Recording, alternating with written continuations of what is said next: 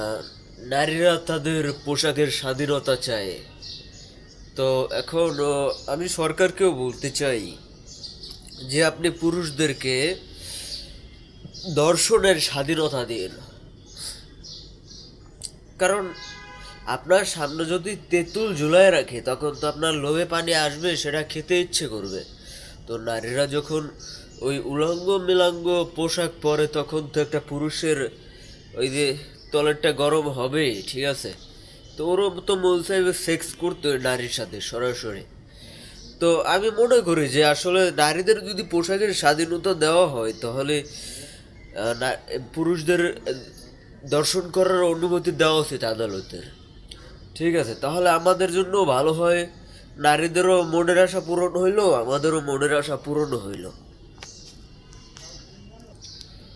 আর যদি দুয়োটা আইন বাস্তবায়ন হয়ে যায় তাহলে কিন্তু নারীদেরই লাভ।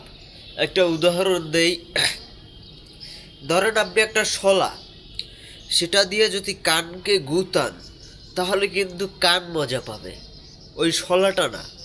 ঠিক তেরকম আহ, আহ, নারী কিন্তু মজা পাবে সেক্স করলে, এটা পুরুষ না।